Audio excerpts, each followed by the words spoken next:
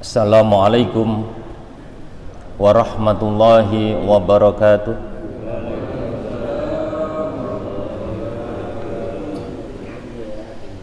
Hamdan wa syukran lillah. Assalatu wassalamu ala rasulillah wa ala alihi wa ashabihi wa mawalah. Amma ba'du. Qala Allah ta'ala fil Qur'anil Karim. Bismillahirrahmanirrahim. Wa qur rabbi adkhilni mudkhala sidqi wa akhrijni mukhraja sidqi waj'alni min ladunka sultanan nasira. Shadaqallahul adzim. Ma'asyiral muslimin wal muslimat rahimakumullah. Alhamdulillah, di pagi ini kita semua diberikan Allah nikmat. Dengan nikmat itu kita semua bisa melangkahkan kaki ke masjid ini dalam rangka salat subuh berjamaah, dan insya Allah lanjut dengan talabul ilmi.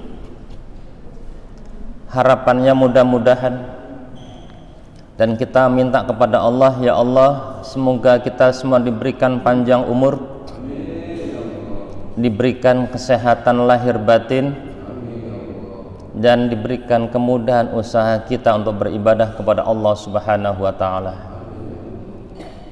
Bapak Ibu hadirin yang berbahagia, pagi ini temanya adalah 7 modal mencapai keluarga bahagia. Jadi untuk upaya sukses berarti ada modalnya.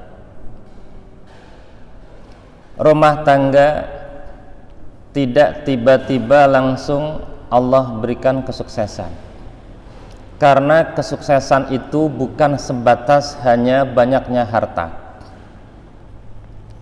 Kesuksesan itu bukan sebatas hanya adanya keturunan. Jadi ada beberapa fase atau unsur atau faktor dalam kehidupan rumah tangga kita untuk mencapai kesejahteraan, untuk mencapai kebahagiaan. Apa itu diantara modal-modal menuju rumah tangga yang bahagia? Yang pertama adalah otomatis agama. Agama menjadi modal utama, karena dalam hadis Rasulullah Muhammad SAW itu yang sudah menjadi tradisi di masyarakat, tunkahul mar'ah li arba'in. Kebiasaan orang-orang itu adalah menikahi seorang wanita ada 4 hal. Yang pertama, liha, hartanya, walihasabiha, kedudukan. Kalau sudah ada harta, ada kedudukan, kemudian wajamaliha, ada cantiknya. Ini baru membahas seorang laki-laki kepada perempuan, begitu juga sebaliknya. Yang terakhir adalah walidiniha, agamanya. Fadfarta bidadidin. Kalau di antara 3 itu tidak memenuhi kriteria, maka diambil yang terakhir adalah agamanya, karena agama menjadi dominan. Ada redaksi dalam hadis yang lain, ad-dinu nasihah, agama itu merupakan nasihat. Kulna liman. Sahabat bertanya kepada Rasulullah, ya Rasul, nasihat untuk siapa? Agama itu nasihat untuk siapa? Qala lillahi wali kitabihi wali rasulihi wala i'ammatil muslimin wa amatihim. Jadi agama merupakan nasihat bagi manusia siapapun tinggal dimanapun, untuk mencapai kesuksesan itu pasti adanya tuntunan, adanya pedoman. Adanya pedoman berarti adanya rujukan, ada wadah. Tuntunannya adalah Al-Quran atau Al-Hadis atau yang lainnya yang mendukung. Kemudian apa itu tempatnya? Ya agama itu, ad-din. Insya Allah sesulit apapun dalam kehidupan, bila agamanya walillahi, untuk Allah, tadi nasihat untuk Allah itu adalah bahwa kita beriman kepada Allah Subhanahu wa Ta'ala, kemudian meyakini betul bahwa semua itu untuk Allah, dari Allah untuk Allah, yang Allah berikan untuk kita semua. Kemudian kita melakukan apa yang telah menjadi perintahnya Allah. Kalau perintah yang baik itu kita lakukan, kalau perintah yang buruk kita tinggalkan. Begitu pula wali kitabih, nasihat untuk kitab. Nah, kita ini untuk membaca Al-Quran, karena kita umat Islam, ya terima kasih, membaca Al-Quran, mari kita upayakan jangan sampai sebatas di mulut kita. Ibarat kita memakan buah. Buah itu ada rasa yang sudah kita nikmati. Jangan sebatas kita kunyah langsung kita telan. Quran itu masih global. Satu ayat pun bila didalami isinya, kita mungkin sulit untuk mencapainya. Itu kitab, itu Al-Quran. Lalu bagaimana kita yang sudah tahfidz itu bersyukur pada Allah? Luar biasa. Sudah bisa menghafal daripada bagian dari Al-Quran atau keseluruhan Al-Quran, itu luar biasa. Kita belum sampai itu, setidaknya sedikit demi sedikit kita ini bisa membacanya, kemudian kita bisa untuk berupaya mengamalkannya. Di sini wali rasulih, dan nasihat untuk rasul-rasulnya, maksudnya adalah kita mengikuti jejak para rasul, mengikuti jejak Rasulullah Muhammad SAW. Itulah agama. Semua pasti akan dikembalikan pada agama. Problem dalam rumah tangga, problem dalam hal apapun, rujukannya ke situ. Saya tidak membahas yang lainnya, membahas tentang keluarga saja. Kemudian kalau sudah agama kita pegang, kalau tadi niatnya yang pertama untuk menikah itu atau menjadikan keluarga untuk kita karena cantiknya, kita lihat saat umur yang sudah kita nikahi itu 20 tahun atau 23 tahun,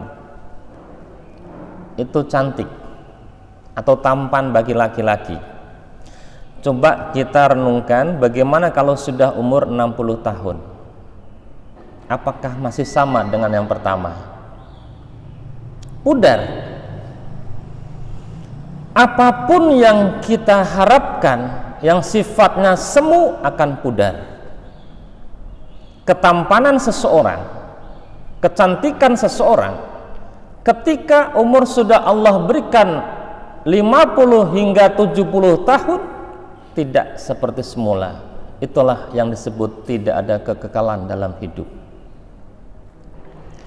Lalu bila seseorang itu menikahi karena kedudukannya, kedudukan yang menyilaukan oleh seseorang, lihat cepat atau lambat kedudukan akan tidak dimiliki.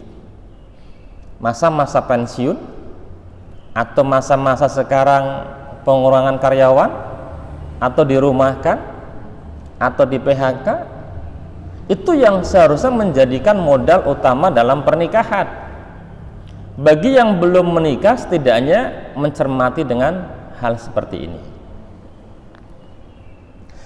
Nah, kalau sudah kedudukan, kecantikan, kemudian hartanya, harta akan cepat habis. Harta akan cepat habis, cepat atau lambat akan habis. Yang kekal ya ad-din, agama itu. Agama itu yang mengantarkan kita keselamatan baik dalam kehidupan dunia sampai kehidupan setelahnya. Itu agama. Lalu yang kedua, untuk mencapai tahapan-tahapan keluarga sejahtera dan bahagia itu adalah sosial budaya. Kenapa demikian? Dalam surat Al-Hujurat ayat 13, ya ayyuhan nasu inna khalaqnakum min dzakarin wa unsa wa ja'alna syu'uban wa qabaila lita'arafu. Pertama, ta'aruf. Kita semua tidak tahu jodoh kita siapa. Jodoh kita orang mana? Ada orang yang Cilebut dapat orang Jakarta. Kita nggak tahu. Karena jodoh itu merupakan rahasia Allah. Rahasia yang tidak bisa ditebak oleh manusia. Terkadang kita ini memilih seseorang A, ternyata tidak mendapatkan, malah kita dapatkan B. Kita kenal orang sini, ternyata jodohnya orang Maluku. Orang Sunda jodohnya orang Jawa. Ada orang Sumatera, ada orang luar negeri. Seperti itu kisahnya. Sosial budaya, agar kita mencapai sejahtera dan bahagia itu, kita tahu tradisi-tradisinya. Kalau orang Jawa budayanya seperti apa, harus memahami itu. Orang Batak tradisi budaya seperti apa, orang Sunda seperti apa.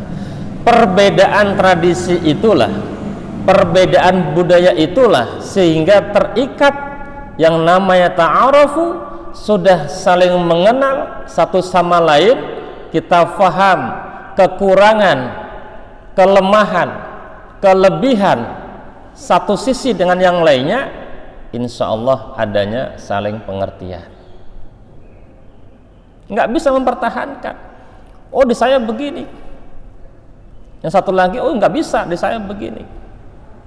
Nah, dengan adanya saling mengerti budaya masing-masing wilayah, maka itulah salah satu di antaranya atau bagian kedua modal mencapai rumah tangga yang sejahtera dan bahagia.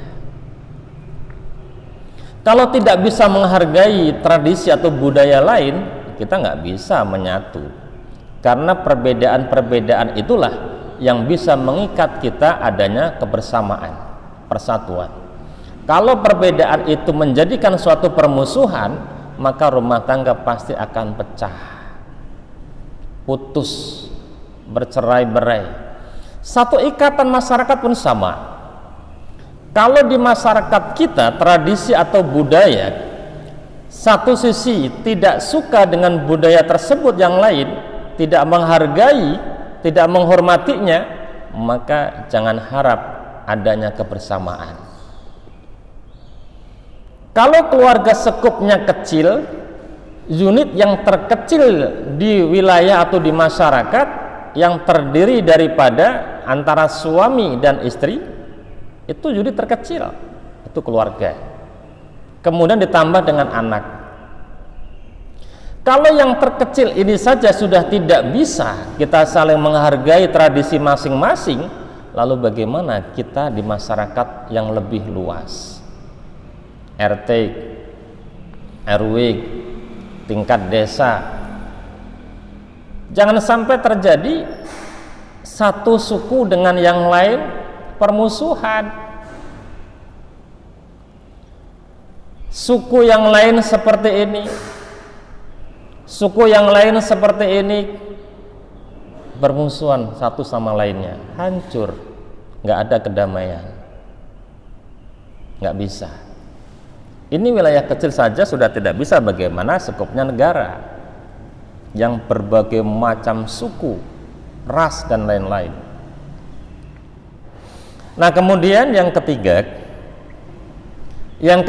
adalah adanya cinta dan kasih sayang. Kalau sudah rumah tangga, adanya agama, adanya saling memahami budaya tradisi yang lain, maka tumbuh kembang adanya cinta. Kalau kita cinta yang semu, maka akan sirna cinta kita. Cinta, Ibnu Hazm mengatakan bahwa cinta tidak bisa diucapkan dengan kata-kata, tapi bisa dipraktekkan dan dirasakan. Itu cinta. Cinta itu bagaikan air yang mengalir, di mana orang itu yang penuh dengan dahaga untuk meneguknya. Itu cinta. Lalu bagaimana dengan kita? Apakah cinta kita karena apa? Kalau cinta kita karena nafsu, pudar nafsu kita. Ada suatu sejarah di era Rasulullah Muhammad SAW. Beliau adalah seorang sahabat Nabi atau anak dari sahabat Nabi, Abdurrahman bin Abu Bakar, saudari daripada Aisyah radhiyallahu anha. Nah, beliau itu saat dalam perjalanan melihat Lailah bintu Al-Jud, begitu cantiknya, mempesona, terpanah oleh cinta di hati beliau, sehingga membuat bait syair dalam hidupnya. Sehari-harinya sudah ingat terus dan ingat terus dimanapun ada dia.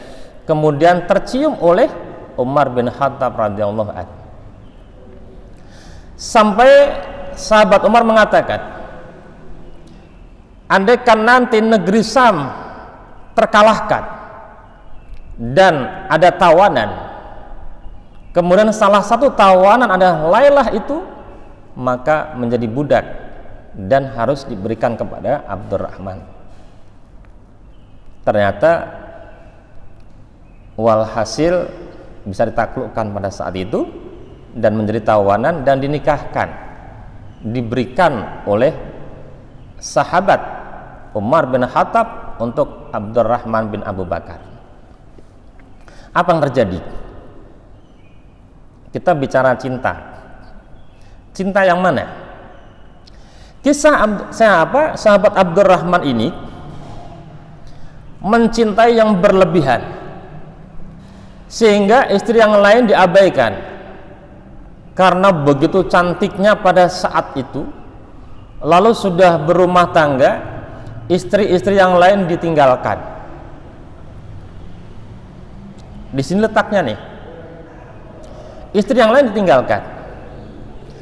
Kemudian sudah sekian tahun lamanya, ternyata istri-istri yang lain mengadu kepada Aisyah radhiyallahu anha, karena saudaranya, ya kan, mengadukan nasib rumah tangganya.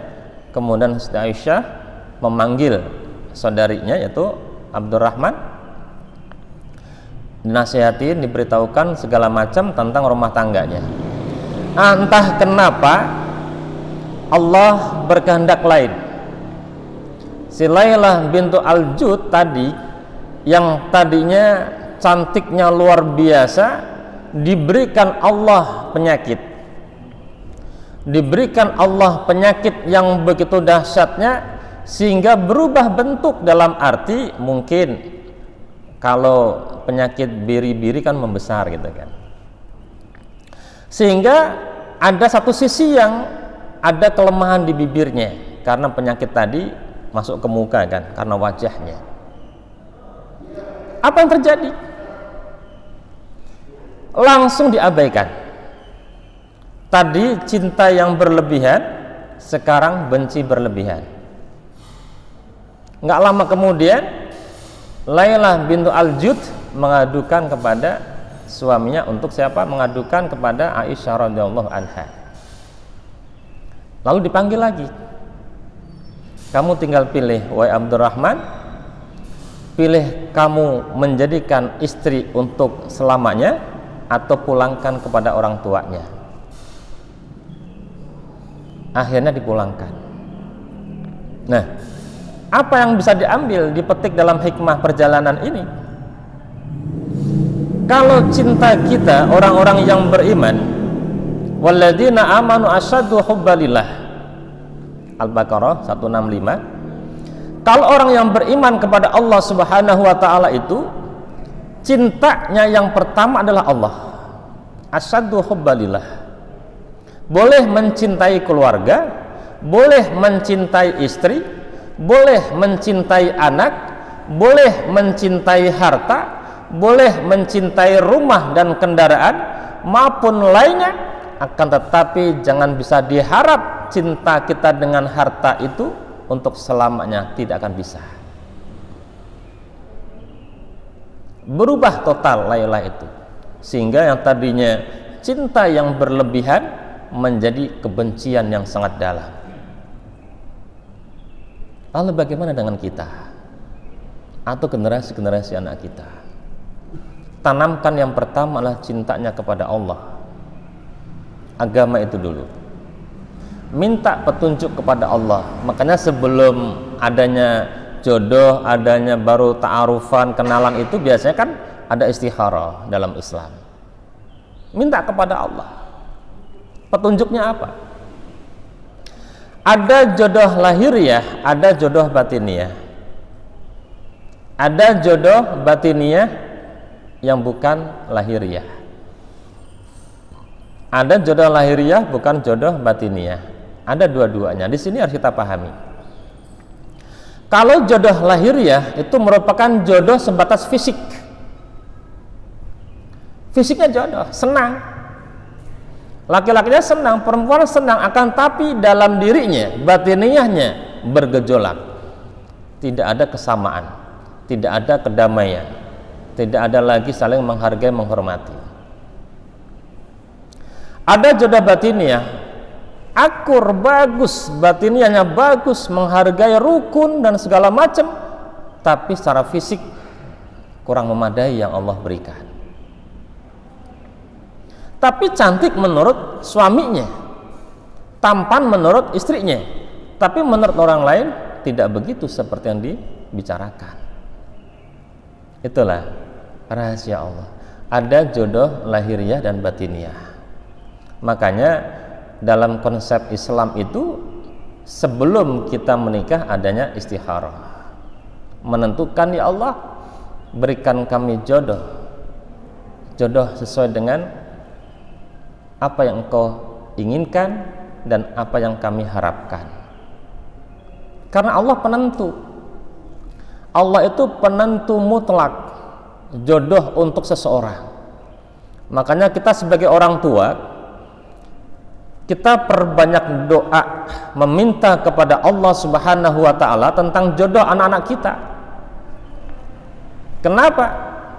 Karena itu penting untuk anak-anak kita di masa yang akan datang. Anak kita bila perempuan, bagaimana cara mendapatkan sang suami yang soleh, yang taat kepada Allah? Kalau anak kita laki-laki, kita doakan bagaimana kita ini punya menantu seorang perempuan yang solehah, yang taat kepada Allah, patuh kepada suami atau orang tua. Sekarang sulit Bapak Ibu, sekarang sulit sekali, karena ad-din, faktor utama agama tadi, sudah banyak dijauhi oleh orang. Belajar agama sudah mulai pudar, ngaji sudah tidak mau, alasannya capek, pulang kerja, lelah. Makanya dengan adanya cinta dan kasih sayang itu, dalam Al-Quran surat Al-Imran 159, fabima rahmati minallahi lintalahu walau kunta. Nah, di sini disebabkan kasih sayang Allah Subhanahu wa taala itulah sehingga di antara orang-orang atau suami atau istri atau sekitar manusia memiliki lintalahu, kelembutan hatinya.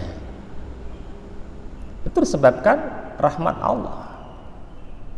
Tidak mungkin seseorang yang tidak diberikan kasih sayang Allah, dia bisa manifestasi kasih sayang kepada sesama manusia. Walau kunta fadad ghalidal qalbi lan faulik. Walau kunta fadan ghalidal qalbi. Nah, di sini kalau ada seorang suami atau orang lain atau istri dan sebagainya yang hatinya kasar, perilaku yang tidak baik, maka pasti cepat atau lambat akan meninggalkannya. Lan faddu min haulik, meninggalkan. Siapa yang tahan kalau suaminya tidak ada pengertian kepada istrinya?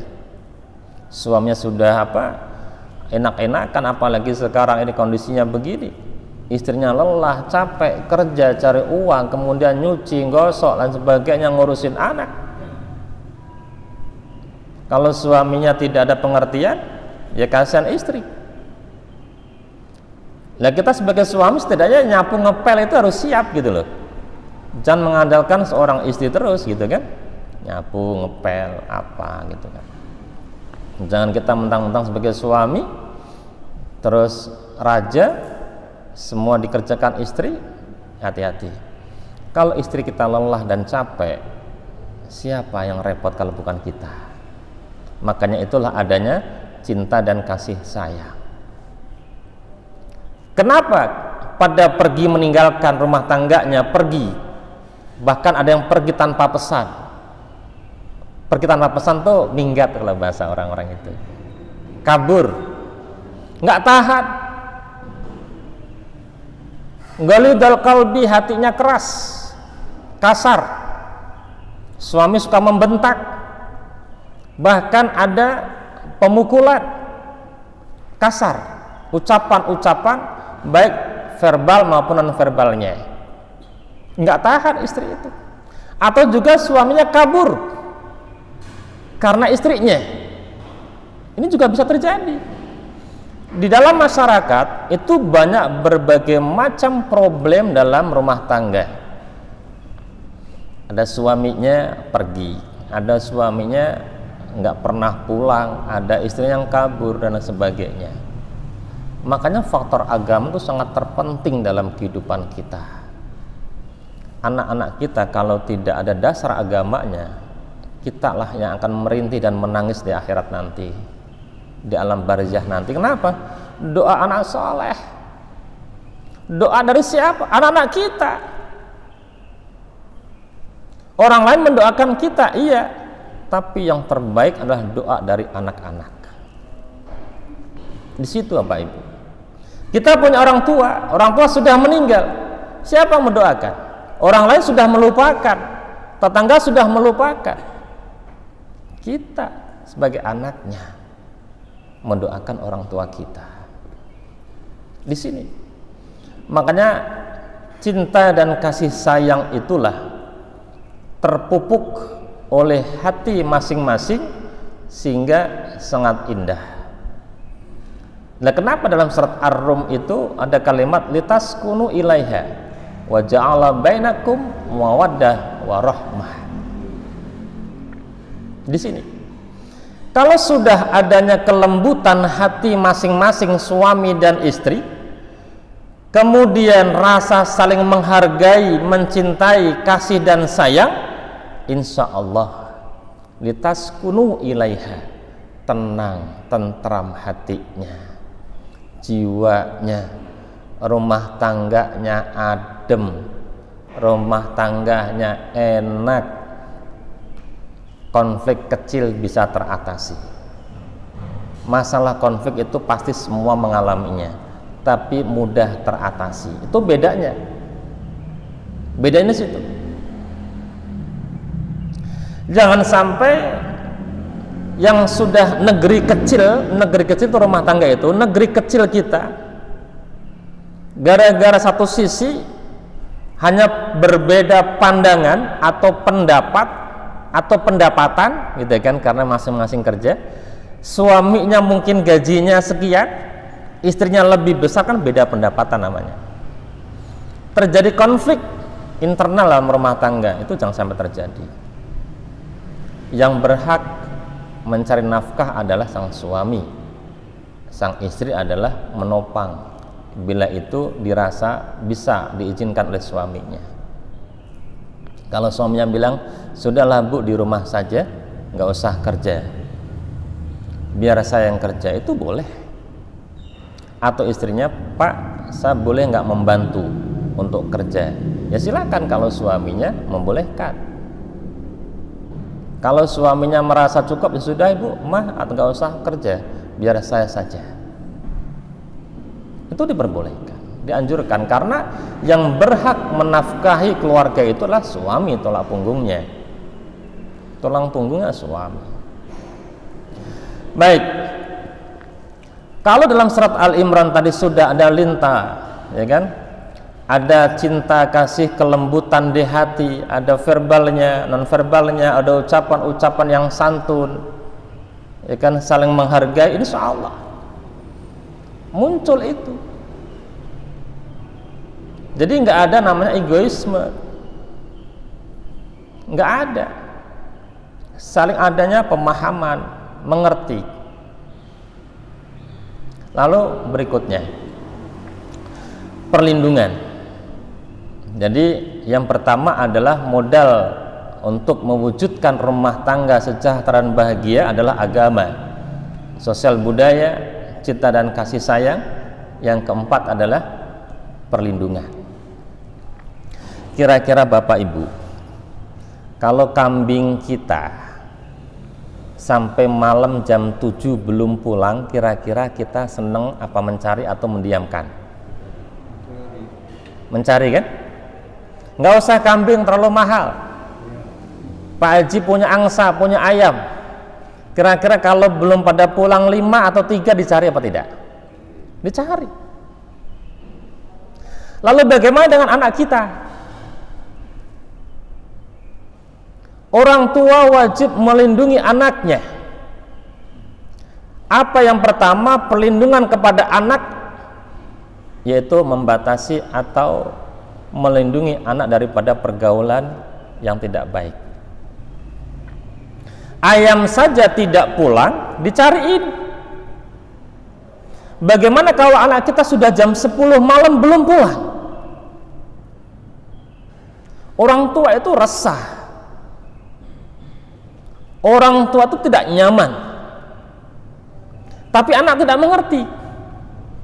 Ada juga anak malam pergi pulang jam 3 malam atau pulang subuh, nongkrong di mana satu tempat. Ada yang laki-laki ataupun anak yang perempuan. Kalau orang tuanya tidak mencarinya, mengabaikannya, berarti tidak ada perlindungan.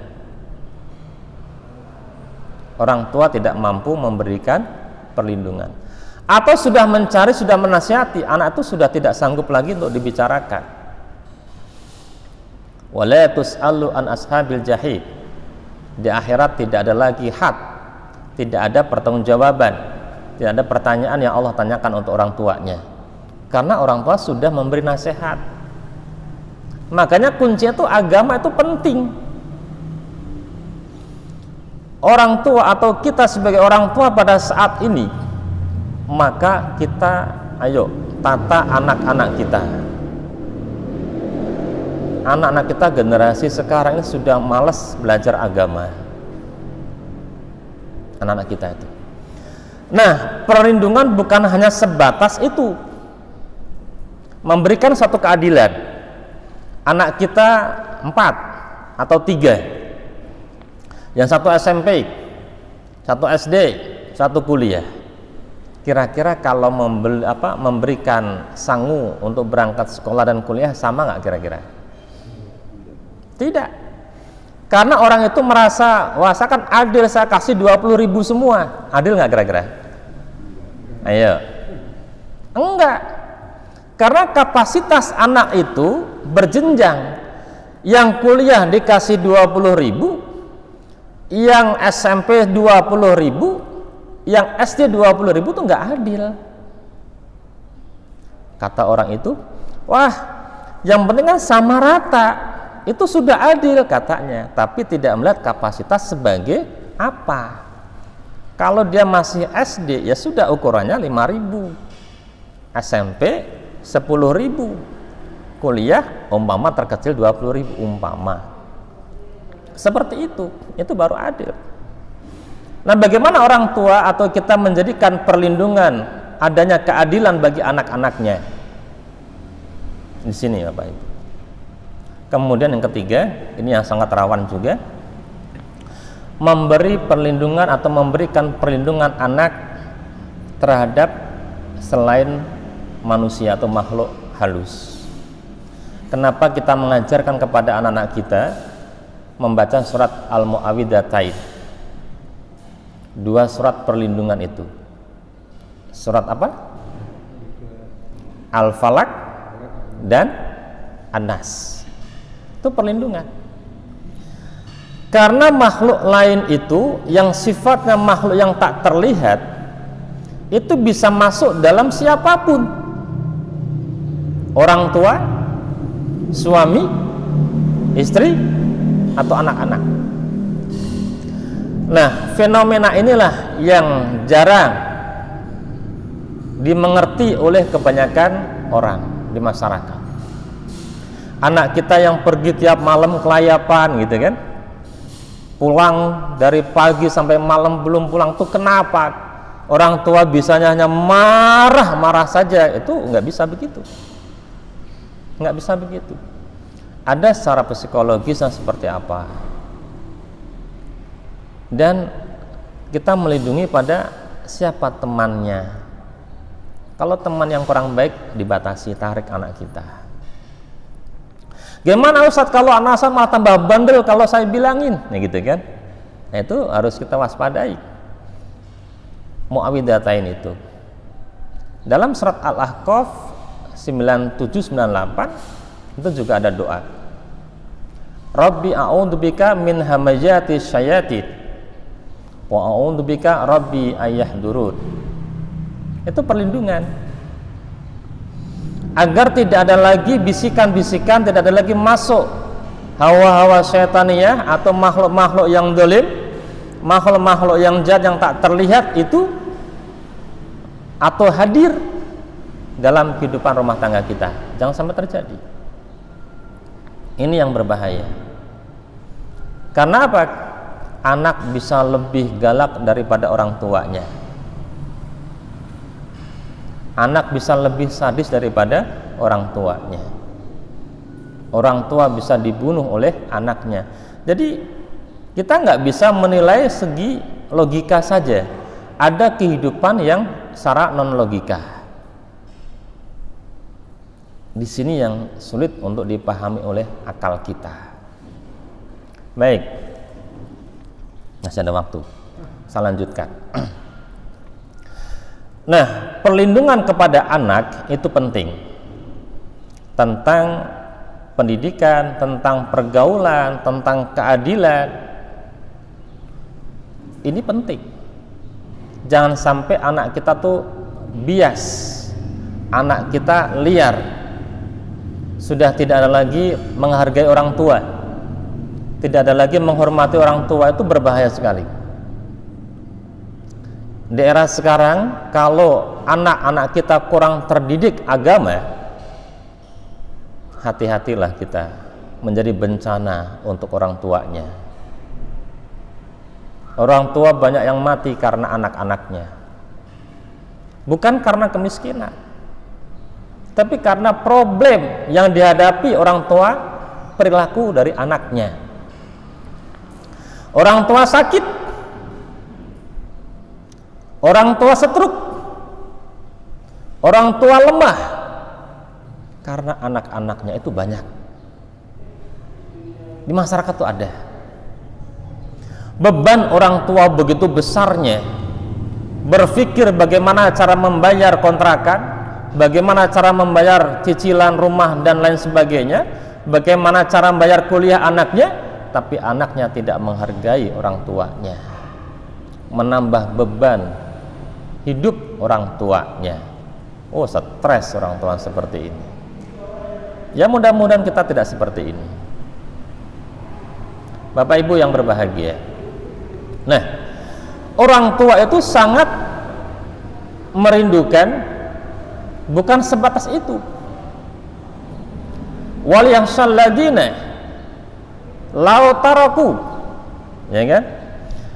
Orang tua itu sangat takut dan khawatir kalau meninggalkan generasi dzurriatan, generasi keturunan anak-anaknya itu lemah, diafan, khafu alaihi. Orang tua tidak mau sebenarnya ketika anak-anaknya ada kelemahan, lemah dalam pendidikan, pasti tidak mau. Orang tua pasti berupaya untuk anak itu bagaimana bisa sekolah. Walaupun dia ngutang siapapun, itu anak demi anak agar bisa sekolah. Itu orang tua. Jadi tidak akan mau orang tua itu meninggalkan generasi-generasi yang lemah, diafan, khaufu alaihi. Luar biasa Bapak Ibu. Itu surat An-Nisa 9. Tidak akan mau orang tua itu anaknya susah. Anaknya susah, anaknya bodoh, anaknya tidak sekolah, sudah dewasa anaknya tidak punya pekerjaan, kemampuan, skill, rumah tangganya gagal, orang tua tidak mau. Tidak mau seperti itu. Siapa yang mau coba di antara kita? Ada yang begitu nggak? Nggak ada yang mau seperti ini. Orang tua pasti menginginkan, mengharapkan anak-anaknya berhasil sekolahnya, berhasil secara ekonominya, berhasil secara kemandiriannya. Di situ sudah jelas Al-Quran itu. Jadi konteks modal untuk mencapai kesejahteraan bahkan rumah tangga yang bahagia itu adalah ya diantaranya ini, perlindungan anak. Bapak Ibu yang berbahagia, jadi bukan sebatas ekonomi, pekerjaan. Karena kita sebagai orang tua, umpama umur kita sudah 60 tahun, anak kita hidupnya susah, berantem sama istrinya, berantem sama suaminya, berantem terus, itu bisa stres orang tuanya, sakit itu. Kenapa? Otak tidak menampung. Sudah tua tidak sehebat yang masih muda. Otak kita sudah nggak sanggup menampung problem yang besar. Kalau seumuran kita masih bisa mengembang otak kita itu.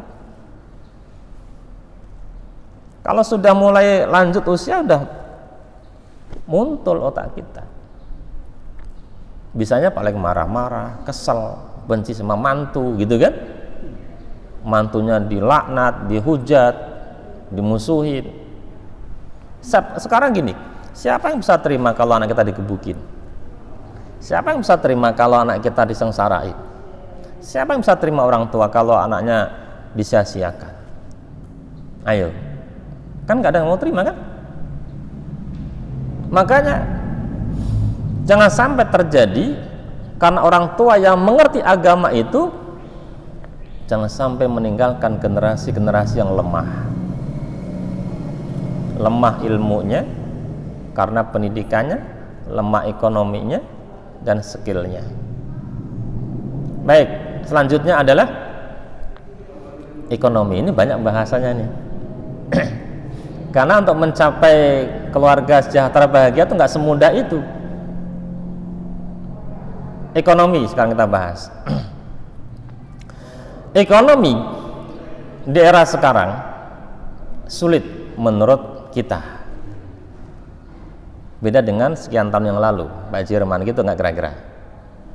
Ekonomi di era sekarang nggak seperti ekonomi yang kita rasakan kita punya saat itu. Ada perubahan-perubahan, ada siklus dalam kehidupan perekonomian kita. Nah, bagaimana kita bisa menopang untuk hidup mempertahankan hidup? Apakah kita untuk mengharap terus bantuan itu? Kan kita ada bantuan ya, bantuan sosial itu kan. Nah, kita nggak mungkin untuk mengharap itu terus selamanya. Ada rasa nilai bangkit. Orang tua itu nggak mungkin. Sekarang gini, dalam surat Al-Isra ayat 31, orang tua yang mengerti tentang agama, wala taqtul auladakum, orang tua tidak mungkin mau membunuh anak-anaknya, bahkan menelantarkan pun tidak mau. Nahnu narzukuhum, kita ini harus yakin sebagai orang tua untuk anak-anak kita. Lihat, cecak saja, cecak itu Allah kasih rezeki. Kita spekulasi sekarang, nggak mungkin manusia itu nggak dikasih rezeki oleh Allah, itu nggak mungkin. Manusia yang diberikan Allah sifat sempurna, ada akal, ada hati, ada keinginan, ada nafsu, ada karya, itu pasti diberikan rezeki oleh Allah. Kita lihat, cecak itu makanannya apa? Ayo, logika, kira-kira bisa nggak logika kita? Nyamuk kan bisa terbang tuh, terus kok bisa menjadi makanan cecak? Kalau bukan qadarullah, takdir Allah, nyamuk diarahkan ke tempat cecak itu, berarti kan rezeki sudah ada kan? Rezeki semua makhluk Allah sudah ada, tinggal kita mau mencari, mau usaha atau tidak. Nah, kemarin mungkin kita menyaksikan semua mungkin di media itu, ada orang mencari pesugihan sehingga anak atau mata anak dicongkel itu. Pernah lihat nggak? Itu karena tidak tahan adanya kurangnya ekonomi, kurang sabarnya. Nahnu narzukuhum, Allah memberikan rezeki untuk kita semua. Rezeki untuk anak kita sudah ada, rezeki untuk orang tua sudah ada, itu sudah ada, masing-masing jobnya sudah ada itu. Kalau kita ini tidak pernah bersyukur kepada Allah, ya kurang, terus kurang. Gaji 2 juta kurang, gaji udah 5 juta masih kurang, gaji 7 juta masih kurang, 10 juta kurang. Kenapa kurang? Karena semakin gajinya besar, semakin pengeluarannya besar, komoditinya semakin besar. Coba kalau gaji kita 20 juta, hayalan kita tinggi, nanti membeli mobil, cicilan mobil yang seharga 7 juta, ya kan? Itu pasti punya seperti itu. Nah, ini ada suatu kisah nyata dalam kehidupan kita di masyarakat. Makanya dalam Al-Quran itu sudah jelas, dalam surat Ar-Ra'd 2:11 itu, innallaha la yughayyiru ma biqaumin hatta yughayyiru ma bi anfusihim. Manusia yang bisa mengubah dirinya. Kita punya skill apa? Tadinya umpama nggak punya pekerjaan, harus berpikir karena punya akal. Saya itu punya anak, punya keluarga, punya istri. Saya menafkahi keluarga, saya harus berupaya untuk mencari nafkah untuk keluarga. Itu punya akal, punya hati. Saya lapar, anak saya lapar. Kalau orang tua yang paham tentang agama, lebih baik saya lapar daripada anak saya yang lapar. Lebih baik saya sakit daripada anak saya yang sakit. Tapi kadang-kadang itu doa yang salah. Ya Allah, jangan sampai anak saya yang sakit. Ya Allah, udah biar saya yang sakit. Nah, kalau bapak yang sakit, yang cari nafkah siapa? Sama aja kan? Anaknya sakit, orang tuanya bilang, ya Allah jangan anak saya yang sakit, biar saya sebagai orang tua sakit nggak apa-apa. Coba kalau orang tua sakit, ya kasihan semua juga. Doanya, ya Allah berikan semua kesehatan. Seperti itu. Jadi orang tua tuh nggak bisa menerima ketika keadaan anak yang lemah seperti itu, sakit seperti itu. Bapak Ibu yang berbahagia, Nah, ada orang yang cacat, suaminya di PHK, kemudian mengalami satu cacat, kemudian anaknya juga ada kelumpuhan, dia seorang perempuan yang sendiri, dia hanya tadinya mengandalkan bantuan itu, bansos itu, kemudian ada LSM masuk, memberi bantuan, dia tidak mengharap manusia, dia yakin benar mengharap Allah, apa yang telah diberikan oleh LSM itu, dia berikan untuk usaha. Saya nyata. Apa usahanya? Dia memelihara kambing. Sehingga kambing itu beranak pinak, karena dia prinsipnya adalah siapa yang mengubah saya kalau bukan saya sendiri? Siapa yang adanya perubahan kalau bukan saya mengubah sendiri? Dia membeli kambing. Hingga pada saat ini hampir tiap bulan kambing terjual bisa 10 sampai 12 tiap bulan. Kalau satu kambingnya umpama 2 juta, itu sudah berapa juta? Coba, itu seorang perempuan. Karena dia bangkit. Dia ingin bangkit daripada keterpurukan. Lalu bagaimana dengan kita kalau kondisi saat ini? Badan kita sehat, akal kita masih sempurna, diberikan Allah ujian, dirumahkan, kita sudah lemah, nggak ada usaha lagi. Nah, itu kisah ini nyata tadi itu, seorang perempuan yang bangkit untuk dirinya dan keluarga demi keluarganya. Dia uang yang sedikit tadi dikumpulkan untuk membeli kambing, tadinya 1, terus menjadi 2. Seperti itu kisah yang nyata sebenarnya. Ekonomi. Tidak akan mungkin manusia itu dibiarkan oleh Allah ekonominya, dimiskinkan tidak akan mungkin. Rezeki sudah ada takarannya, sudah ada, semua sudah ada. Baik Bapak Ibu yang berbahagia, cukup sampai di sini dulu. Silakan mau bertanya.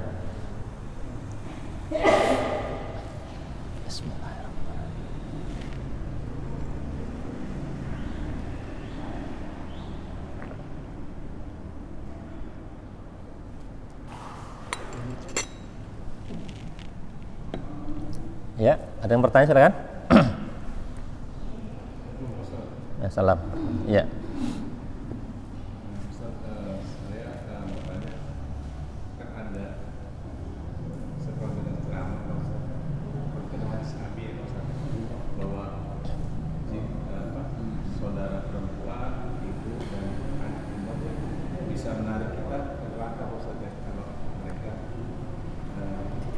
kata tidak tahan ya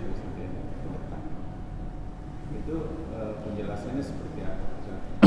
Begini, bukankah manusia kan tanggung jawabnya masing-masing setelah dia dewasa? Seandainya gini Ustaz, seandainya kita punya saudara perempuan tinggalnya jauh atau di mana gitu ya, kan kalau dia berbuat salah gitu kan sudah menjadi tanggung jawab dia, bagaimana mungkin kita bisa tarik gitu? Iya. Itu aja mungkin. Iya. Assalamualaikum warahmatullahi wabarakatuh. Baik. Hak dan kewajiban larinya. Itu sudah dibahas dulu ya. Ada kewajiban orang tua di antaranya adalah mendidik. Dan tadi yang terakhir sebenarnya ada sosialisasi dan pendidikan. Itu ada tuh, tapi nggak saya bahas karena waktu udah mulai siang. Ada 2 lagi. Ada sosialisasi dan pendidikan, yang terakhir tuh lingkungan. Ini pengaruh lingkungan kita seperti apa, kita tetangga sama siapa, dengan siapa, itu pengaruh besar. Ini nggak saya bahas karena waktunya pasti siang nanti. Baik, anak yang bisa menyeret orang tuanya itu adalah ketika anak tidak pernah diberikan didikan oleh orang tuanya, tidak pernah diarahkan oleh orang tuanya, tidak diberikan suatu hal untuk orang tuanya. Itu anak siapapun, nggak anak perempuan, anak laki-laki pun bisa menuntut kepada Allah. Anak kita bisa menuntut kepada kita. Contoh kecil gini, ketika waktu sholat, contoh kecil, kita rajin ke masjid, rajin ibadah, tapi anak kita nggak pernah kita ajak, nggak pernah kita arahkan, nggak pernah kita didik dalam hal agama. nggak pernah kita didik dalam hal apapun yang sifatnya baik, menyeret kita di akhirat nanti. Orang tua nggak bisa, karena tanggung jawab orang tua itu bukan sebatas di dunia. Pertanggungjawaban nanti bisa sampai di akhirat. Hati-hati. Orang tua itu di dunia tanggung jawabnya adalah anak dari lahir sampai dewasa, sampai menikah. Itu sudah cukup tuh. Orang tua memberikan pelayanan, memberikan pendidikan, memberikan pengayoman, memberikan letak surganya itu sampai dewasa, dalam arti sudah menikah. Namanya sampai menikahkan. Kalimat itu terputus. Kalau sudah menikah, berarti itu sudah hak dan kewajiban suami untuk mendidik anak kita. Awas, hati-hati. Ini bedakan. Kalau anak kita laki-laki, berarti kewajiban untuk mendidik istrinya. Berarti peranan orang tua, kita sebagai orang tua adalah sejak kecil itulah didik anak-anak kita sampai dia mengetahui betul sebatas kemampuan tentang agama itu. Sudah cukup tuh. Kalau orang tua sudah memberikan ilmu, memberikan pendidikan, atau di sekolah kan, di pesantren kan, atau dimanapun gitu, itu sudah cukup. Kategori dituntut oleh anak kita itu adalah karena kita tidak pernah untuk mengajak, mengingatkan untuk hal yang baik tadi. Itu ya, itu cukup seperti itu. Baik, silakan yang lain. Ya.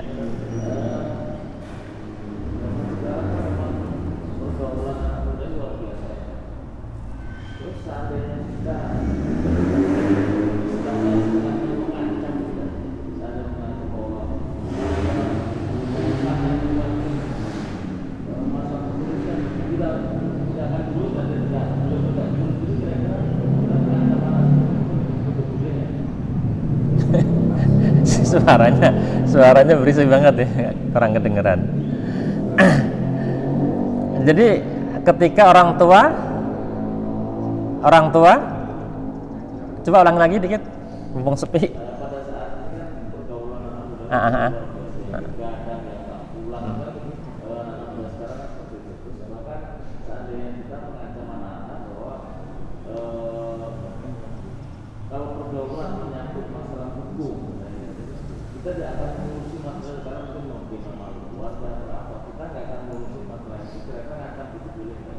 Oh gitu. Kewajiban orang tua adalah menegur bila anak itu ada kesalahan. Yang wajib adanya pukulan itu ketika anak melanggar aturan dalam arti tidak mau sholat. Awas. Dalam hadis Nabi itu ketika anak sudah umur 10 tahun itu boleh dipukul, tapi dengan syarat tidak boleh memukul di mana tempat yang fisik vital. Kepala, muka, dada, perut nggak boleh. Dan cara memukulnya tidak boleh dengan benda yang keras, tidak boleh menyakitkan atau membuat cedera, itu tidak boleh. Atau bahasa-bahasa verbal tadi itu juga tidak boleh. Mengingatkan sudah. Kalau anak seperti itu sudah diingatkan, nggak mau, ya sudah, itu gugur kewajiban orang tua kepada anaknya. Ya tadi dalam Al-Quran surat Al-Baqarah, wala tus'alu an ashabil jahim, tidak ada tuntutan tadi di akhirat, tidak ada pertanggungjawaban orang tua di akhirat karena perilaku anaknya, tidak bisa. Karena apa? Karena anaknya sudah diingatkan. Jangan dikata-katain, jangan diancam. Pokoknya kalau ada apa-apa nggak mau tanggung jawab, bodoh amat, nggak mau tanggung jawab saya sebagai orang tua. Ngomong begitu kan? Ngomong begitu itu pun juga nggak boleh. Bagaimana yang baik? Ya sudah, orang tua tugasnya adalah mendidik, mengingatkan anak-anak. Kalau kalian sudah tidak bisa lagi diingatkan, berarti sudah gugurlah kewajiban ayah atau orang tua kepada kalian. Tetap saya sebagai orang tua adalah mengingatkan, terus mengingatkan. Walaupun kalian atau kamu tidak pernah pulang, tetap orang tua mengingatkan, karena dosa kalian itu tanggung jawab orang tua juga. Tapi kalau sudah kita ingatkan, maka tidak ada lagi pertanggungjawaban di akhirat. Seperti itu. Yang salah siapa kira-kira? Bukan orang tua, tapi yang kena celaknya orang tua kan. Itu anak siapa sih? Nongkrong di jembatan sampai malam jam 3 gitu ceritanya kan. Ceritanya anak Pak Haji Herman itu kan cerita. Pasti yang malu siapa? Orang tuanya kan. Yang malu orang tua. Seperti itu. Jadi ya Allah, kalau bahasa orang dulu itu, orang tua ditiplokin kotoran ayam gitu kan ceritanya. Mukanya pokoknya macam-macam lah bahasa orang-orang tua dulu itu. Jadi nama baik orang tua itu tercemari dengan perilaku anak-anaknya. Nah, lalu bagaimana orang tua atau kita sebagai orang tua? Tetap kita arahkan. Jangan ada bahasa verbal yang menyakitkan, jangan sampai ada pemukulan. Karena semakin kita bahasa tadi dengan kata-kata kasar yang menyentuh hati sehingga benci, jangan harap anak bisa damai sama orang tua, malah bisa dendam sama orang tuanya. Asli itu. Berarti kita secara tidak langsung mendidik anak kita yang tidak baik. Seperti itu. Dengan bahasa kita saja sudah menyentuh, mengklik hati kita, ada kebencian, akan diingat sepanjang hidupnya. Apalagi ada pukulan. Itu ya. Jadi kita sebagai orang tua tuh nggak semudah yang kita bayangkan seperti itu. Ada pertanggungjawaban di akhirat.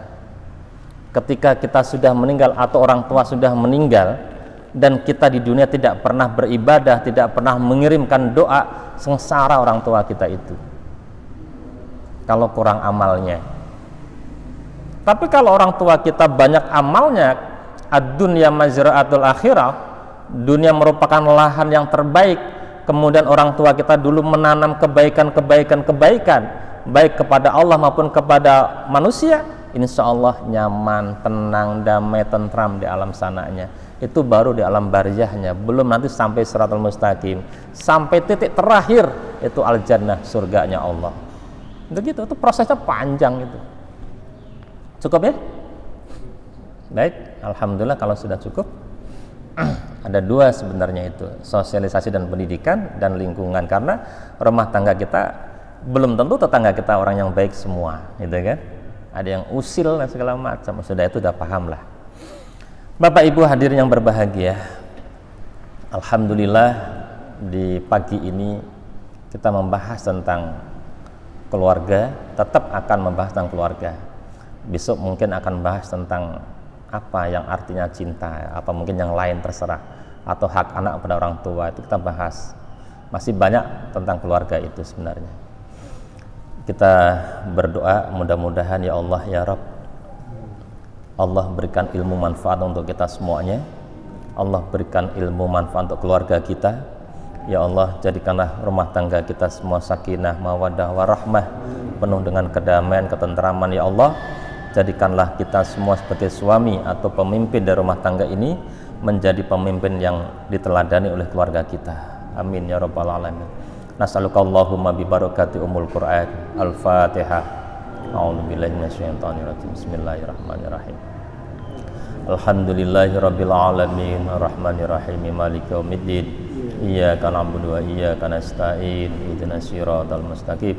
Siratal ladzina an'amta 'alaihim ghairil maghdubi 'alaihim waladdallin. Amin.